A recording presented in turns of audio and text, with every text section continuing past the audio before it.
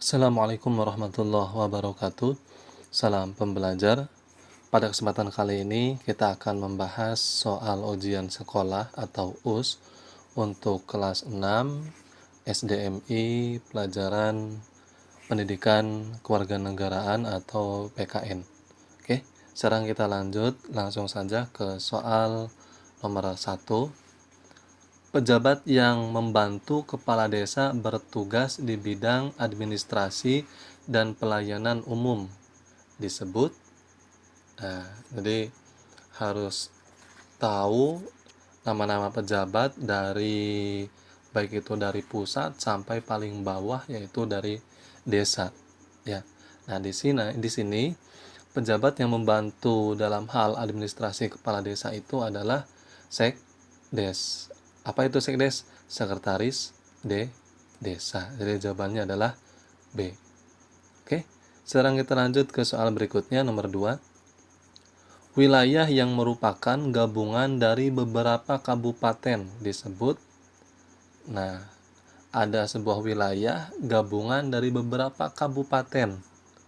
Iya, jawabannya adalah provinsi. Ya, baik itu gabungan dari beberapa kabupaten maupun beberapa kota disebut provinsi. Ya. Kalau gabungan dari beberapa kelurahan ataupun kecamatan, yaitu gabungan dari beberapa kecamatan, ya disebut kota madya. Ya, kalau negara gabungan dari beberapa provinsi. Ya. Oke, sekarang kita lanjut ke soal berikutnya nomor 3. Undang-undang yang mengatur pemilihan kepala daerah secara langsung yaitu. Nah, ini harus hafal undang-undang. Biasanya memang banyak sekali undang-undang kalau pelajaran PKN. Nah, teman-teman semua harus hafal undang-undang yang ada di pelajaran PKN itu tentang apa saja. Ya, salah satunya ini tentang mengatur pemilihan kepala daerah secara langsung.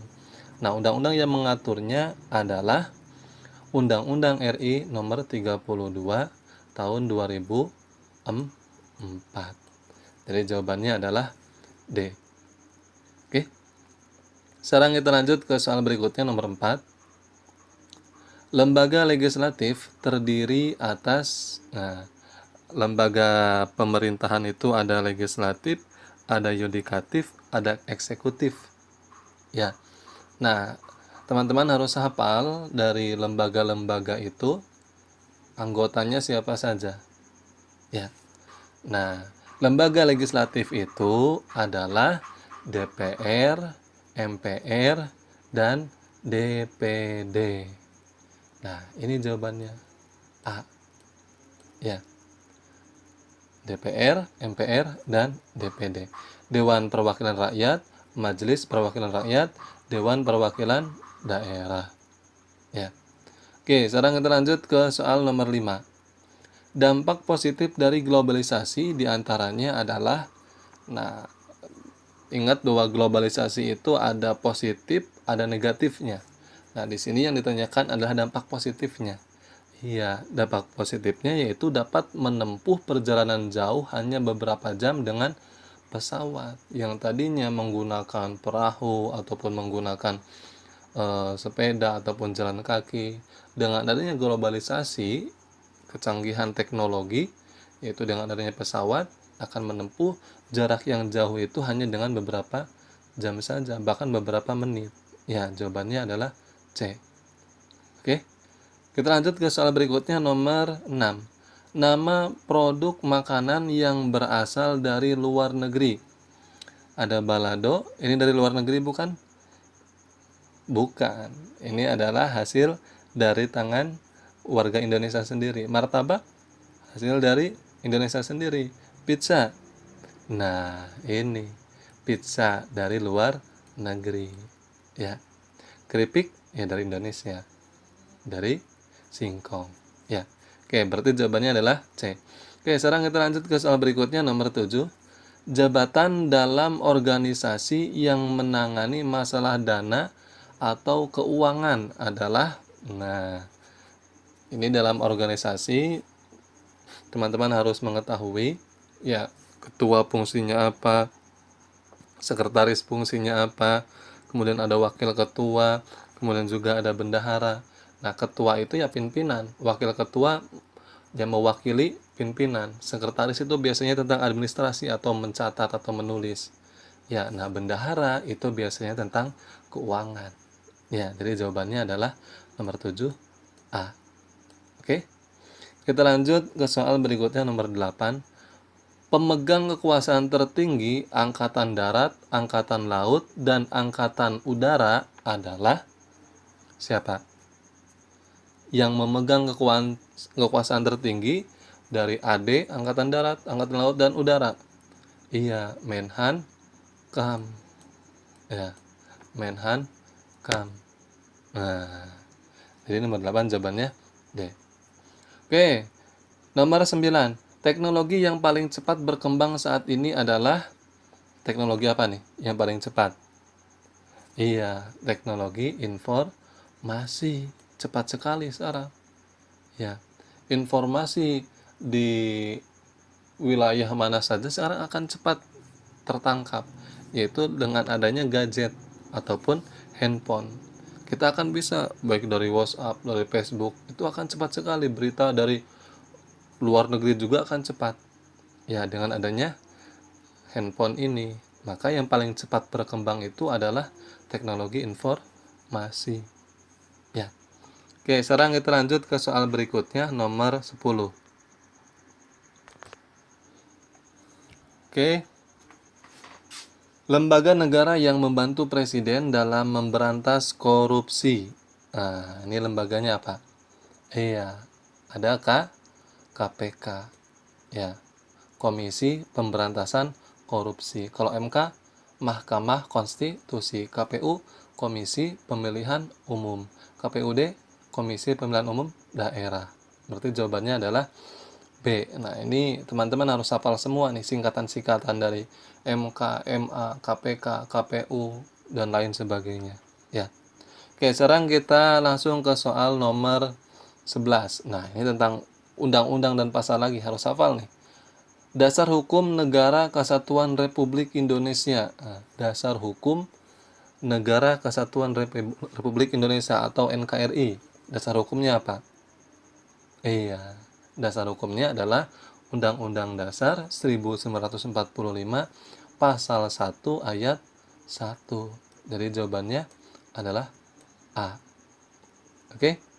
Kita lanjut ke soal nomor 12. Batas wilayah bagian timur negara Indonesia adalah, nah ini harus hafal nih batas-batasnya, baik dari timur, selatan, barat, utara, ya. Nah, ini di wilayah bagian timur, batas Indonesia itu adalah Papua Nugini. Ya, Papua Nugini. Oke, sekarang kita lanjut ke soal nomor 13. Perairan Indonesia dibagi menjadi 3 bagian dalam konvensi. Nah, ini konvensi itu rapat pertemuan, ya. Di mana nih? Atau pertemuan konvensi apa namanya? Tentang perairan Indonesia. Iya, jawabannya adalah Jamaika. Ya. Oke, nomor 14. Negara tetangga yang berbatasan langsung dengan Indonesia. Nah, negara tetangga yang berbatasan langsung dengan Indonesia. Iya, salah satunya yaitu Malaysia. Itu berbatasan langsung daratnya. Ya, berbatasan langsung. Dengan apa? Papua Nugini. Nah, jadi jawabannya adalah A. Ya.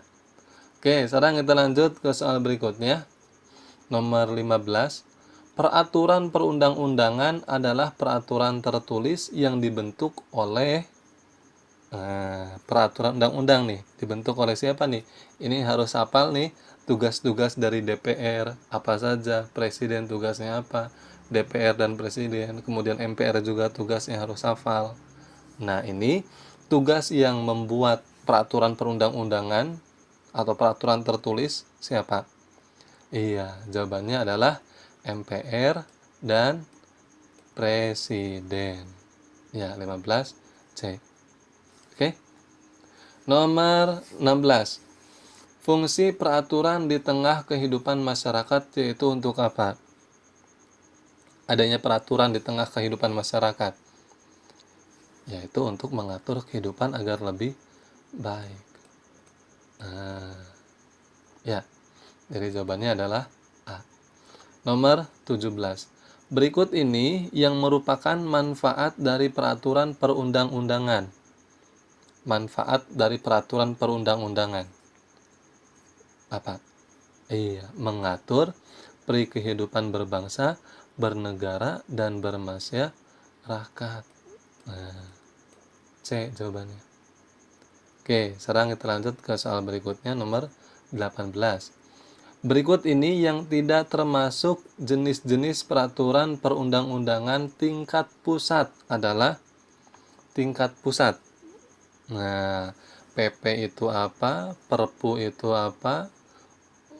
UUD 1945 itu apa? Perda itu provinsi. Perda provinsi itu apa?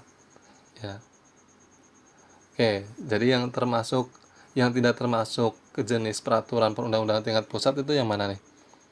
Iya, adalah yang D. Ya, sudah jelas di sini provinsi. Provinsi itu daerah.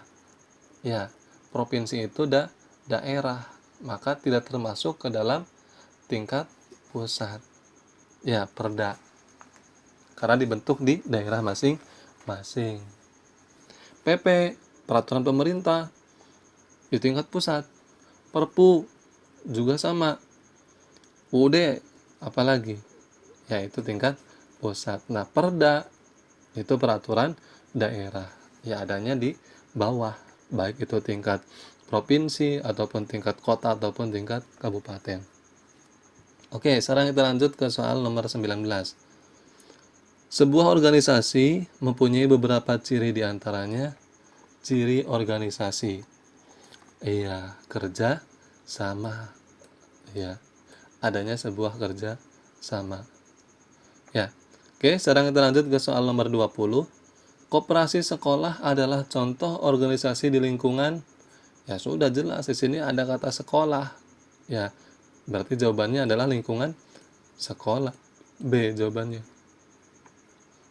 Oke, sekarang lanjut ke soal nomor 21. Berorganisasi ternyata banyak manfaatnya. Salah satunya adalah, nah ini manfaat organisasi. A. Belajar hidup hemat. Salah, ya, karena dengan organisasi itu tidak mengajarkan tentang hidup hemat. Kemudian B. Belajar memaksakan kehendak orang lain. Tidak juga, karena di organisasi itu diajarkan untuk saling menghargai pendapat orang lain, apalagi ketika rapat. Ya. C. Belajar memboroskan uang jajan, apalagi ini tidak diajarkan. Kemudian D. Belajar menghargai pendapat orang lain. Oke, berarti jawabannya adalah yang D. Oke, kita lanjut ke soal berikutnya, nomor 22. Keputusan bersama dengan cara pemungutan suara disebut juga dengan istilah. Nah, ini biasanya ketika ada pemilihan umum nih, ya, atau pemilihan presiden ataupun pemilihan wali kota ataupun bupati. Nah, ini disebut dengan apa? Iya, voting. Ya, keputusan bersama dengan cara pemungutan suara disebut dengan voting. Ya. Oke. Kita lanjut ke soal 23. Apabila pendapat kamu ditolak dalam rapat, sikap kamu adalah ketika kita berpendapat atau berbicara, tetapi ternyata ditolak nih pembicaraan kita. Nah, sikap kita harus bagaimana? Harus menerima semua hasil keputusan rapat.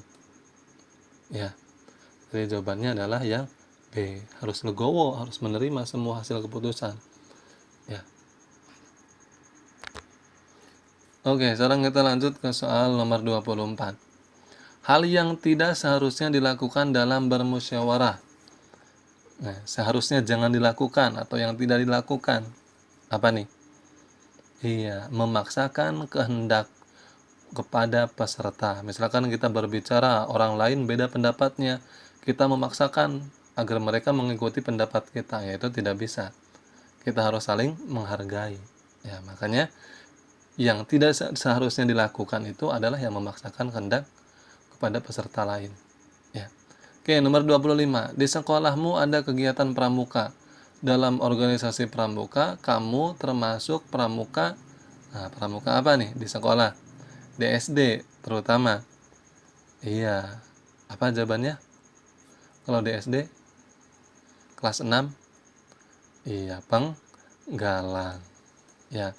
Kalau siaga dari kelas 1 sampai kelas 4. Ya. Penggalang kelas 5, kelas 6. Oke. Selanjutnya kita langsung ke nomor 26. Pancasila adalah dasar negara yang terkandung di dalamnya nilai-nilai kepribadian bangsa Indonesia. Dalam proses perumusan Pancasila sebagai dasar negara, ada dua badan yang dibentuk oleh pemerintahan Jepang, yaitu, nah ini ketika proses Pancasila itu yang penuh dengan cerita sejarah, ya, Jepang membentuk apa? Iya, membentuk BPUPKI dan PPKI. Ya, ini untuk sidang.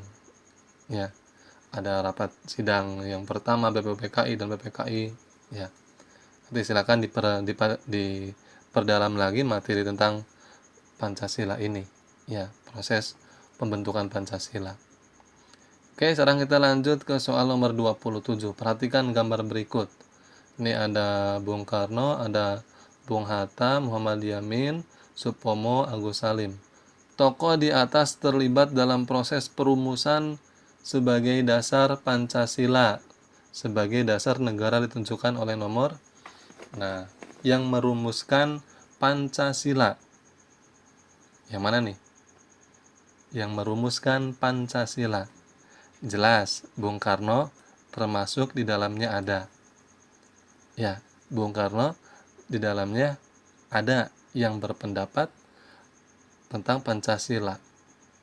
Pencetus nama Pancasila juga adalah Bung Karno. Ya, Insinyur Soekarno. Terus Supomo, iya. Ya, dan satunya adalah siapa? Muhammad Yamin. 1, 3, 4. Berarti jawabannya yang mana? Iya, B. Oke? Jadi jawabannya adalah B. Oke, sekarang kita lanjut ke soal berikutnya nomor 28. Rumusan Pancasila yang sah dan benar serta dijadikan sebagai dasar negara tercantum dalam pembukaan Undang-Undang Dasar 1945 alinea ke-4. Ya. Oke, sekarang kita lanjut ke soal berikutnya nomor 29.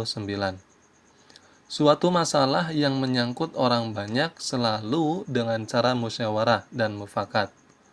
Hal tersebut dilakukan dengan kebersamaan untuk menjaga apa? Iya, untuk menjaga persatuan dan kesatuan bangsa. Maka mengedepankan musyawarah dan mufakat. Ya, agar tetap bersatu. Oke, sekarang kita lanjut ke soal nomor 30. Demi menjaga persatuan dan kesatuan bangsa, beberapa tokoh menyetujui kalimat yang menjadi keberatan pemeluk agama lain tentang rumusan Pancasila sebagaimana tercantum dalam Piagam Jakarta.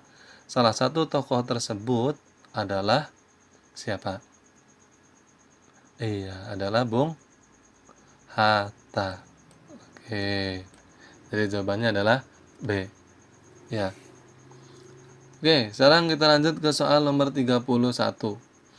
Dalam kehidupan sehari-hari, baik di sekolah, keluarga, maupun di masyarakat, kadang-kadang terjadi perbedaan pendapat.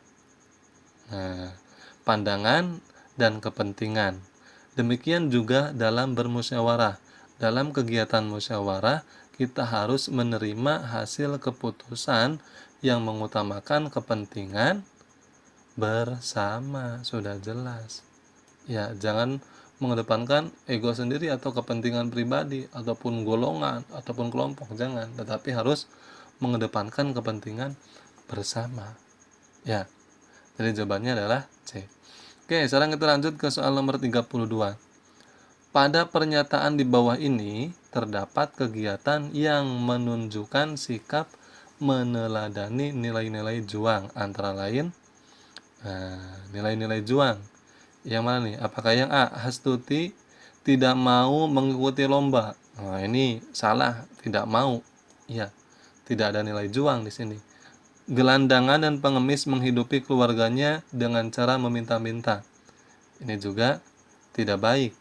Ya, karena seharusnya mencari pekerjaan. Ya. Andi malas. Oh, sudah, ini bukan.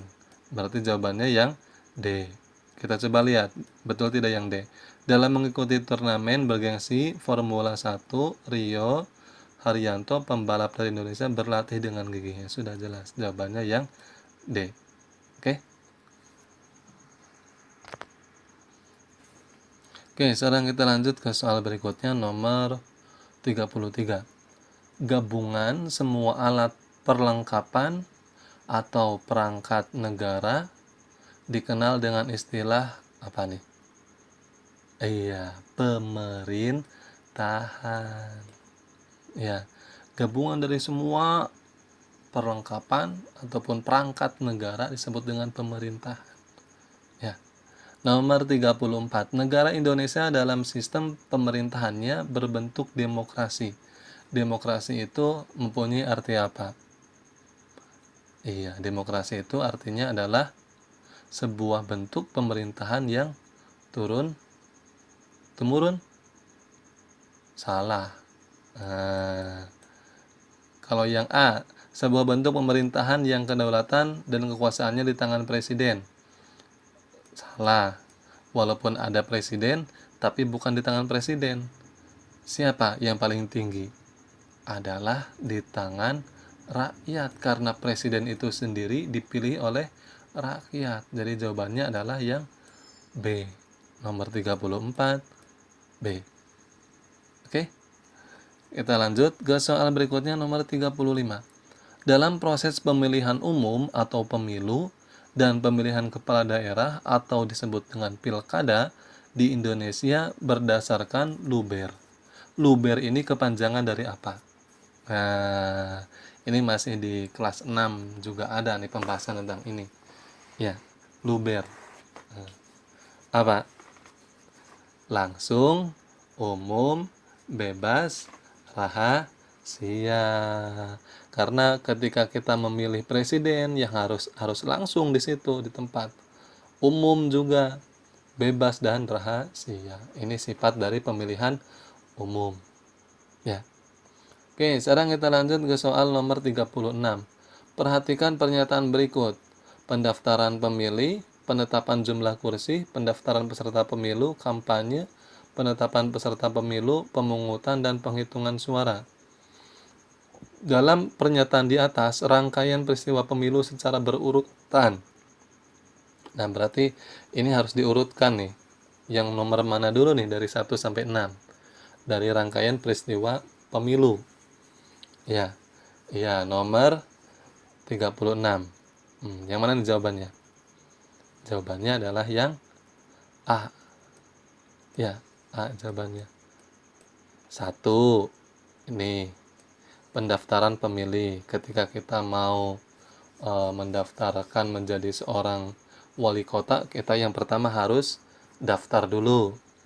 Ya, kemudian setelah itu pendaftaran peserta pemilu, daftar lagi. Setelah itu penetapan peserta baru ditetapkan. Ya, setelah ditetapkan penetapan jumlah kursi. Nah, ini ya, setelah penetapan jumlah kursi, kemudian yang 4 kampanye. Ya, kampanye. Tahu kampanye? Iya, menarik agar orang lain tertarik kepada kita. Ya, biasanya dengan acara apa saja biasanya. Yang terakhir adalah pemungutan dan penghitungan suara ini. Ya, jadi jawabannya adalah yang A. Oke, sekarang kita lanjut ke soal nomor 37.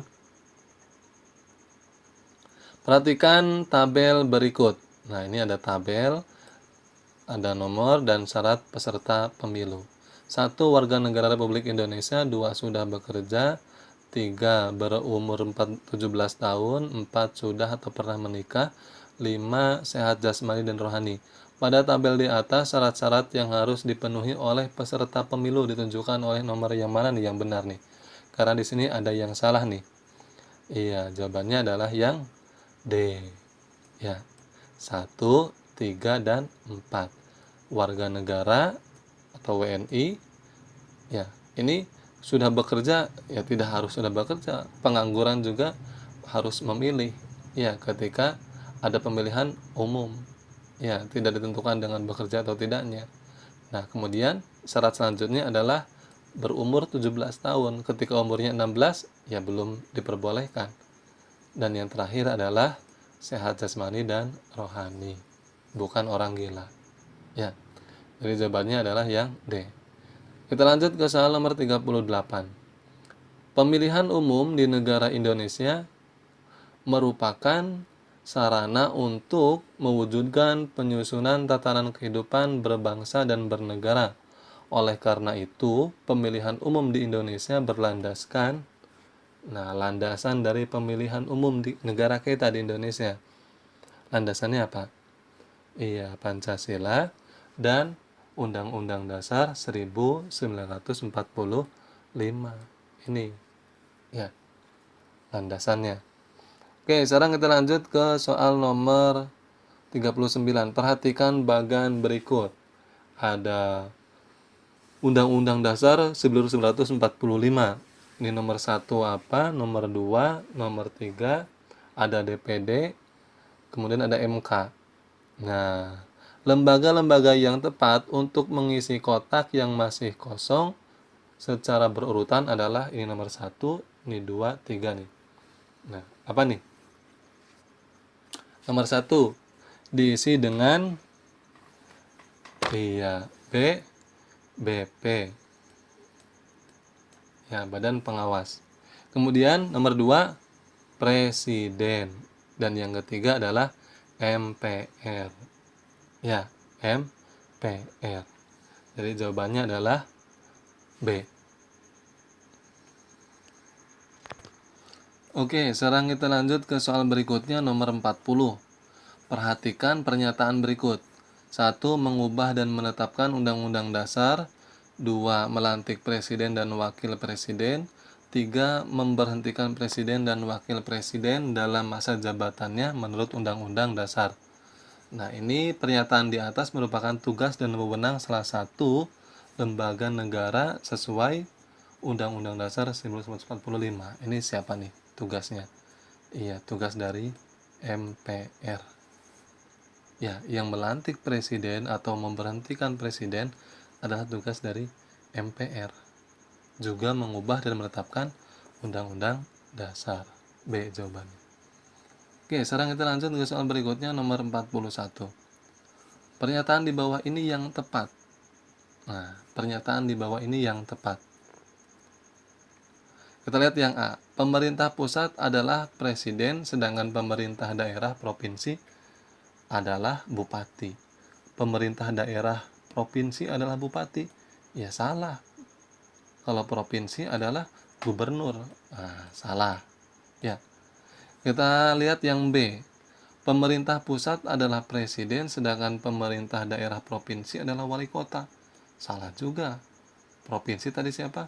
Gubernur. Ini salah. Ya. Kita lihat yang C.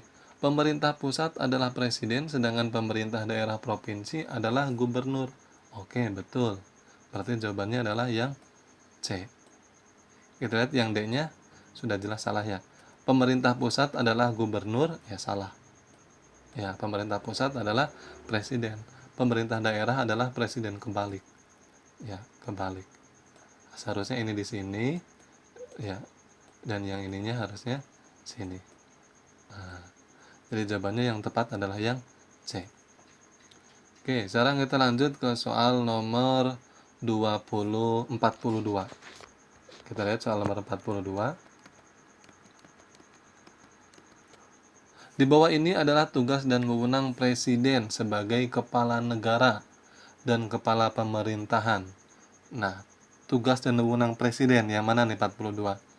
Iya, jawabannya adalah yang D, memegang kekuasaan pemerintah menurut Undang-Undang Dasar 1945.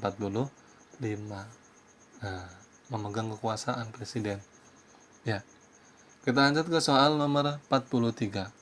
Undang-Undang nomor 32 tahun 2004 menjelaskan tentang apa? Nah, menjelaskan tentang otonomi daerah. Nah, D jawabannya. Kita lanjut ke soal berikutnya nomor 44. Perhimpunan bangsa-bangsa di Asia Tenggara disebut ASEAN. ASEAN kepanjangannya adalah kepanjangan dari ASEAN. Harus hafal nih teman-teman semua. Jawabannya Association of Southeast Asian Nation. Yang mana nih? Iya, yang C. Ya. Jawabannya yang C. Kita lanjut ke soal berikutnya. Ini walaupun semuanya sama tapi pakai huruf C. Ya.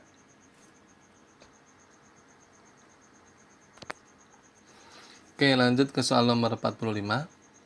Perhatikan tabel berikut. Ini ada nama tokoh, ada asal negara. Pada tabel di atas pernyataan yang dapat tentang tokoh dan negara asal pendiri ASEAN ditunjukkan oleh nomor.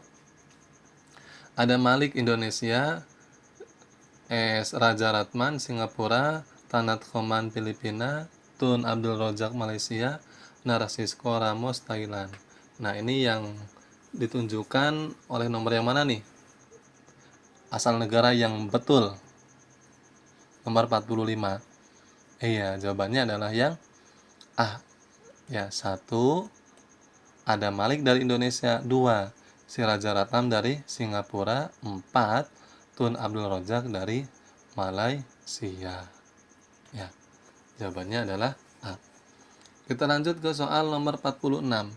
Negara penggagas berdirinya ASEAN adalah siapa? Penggagas berdirinya ASEAN. Thailand dan Filipina. Ya. Oke, sekarang kita lanjut ke soal nomor 47. Negara Indonesia termasuk penggagas berdirinya ASEAN, mempunyai peranan yang sangat penting antara lain apa nih? Ikut serta dalam menyelesaikan masalah Kamboja. A jawabannya. Oke. Oke, kita lanjut ke soal nomor 48. Di bawah ini ada tokoh Indonesia yang berperan dalam menyelesaikan pertikaian di Kamboja pada tahun 1970. Beliau adalah siapa? Ini ada Haji Adam Malik, kemudian ada Muhammad Hatta, kemudian ada Bung Karno. Ini siapa nih? Nomor D. Ya, tidak jelas nih gambarnya. Jawabannya nomor 48 itu ini ada Malik itu bukan, Muhammad Hatta bukan, Bung Karno juga bukan. Ya, yang jelas yang D ini jawabannya yang D. Lupa lagi namanya siapa. Ya, karena ketiga ini bukan yang berperan dalam menyelesaikan pertikaian di Kamboja. Ya, jawabannya adalah yang D. Nanti silakan di searching oleh adik-adik semua namanya siapa ya. Oke, nomor 49. Dalam menyelesaikan urusan pemerintahan di bidang politik dan hubungan di luar negeri, pemerintah dibantu oleh lembaga yaitu yang menyelesaikan di bidang politik atau hubungan luar negeri. Siapa nih biasanya? Iya, siapa? Menteri Ekonomi bukan, dan Industri juga bukan. Itu jelas tentang perekonomian. Kementerian Pariwisata juga bukan. Ya, Menteri Politik dan Keamanan. Nah, ini secara kepolitikannya. Tapi lebih tepat adalah yang A. Perwakilan diplomatik dan konsuler. Ya, jawabannya adalah yang A. Oke, sekarang kita lanjut ke soal nomor terakhir, nomor 50. Peran Indonesia dalam menyelesaikan masalah-masalah internasional, khususnya menjaga perdamaian dunia. Pasukan perdamaian Indonesia di bawah komando PBB yang pernah menjaga perdamaian ke Mesir, Kongo, Vietnam, Bosnia, dan Lebanon adalah, nah, ya jawabannya pasukan Garuda. Ya, D. Oke, mudah-mudahan bermanfaat buat teman-teman semua. Kelas 6, silakan dipelajari lagi. Kemudian kalau masih ada yang tidak paham, di-searching lagi informasi tentang materinya. Silakan di-share kepada teman-teman yang lain, ke grup WhatsApp-nya, ke grup Facebook-nya, ataupun grup-grup apa saja di-share, agar teman-teman yang lain bisa ikut belajar di channel YouTube High Instinct. Oke, salam pembelajar. Assalamualaikum warahmatullahi wabarakatuh.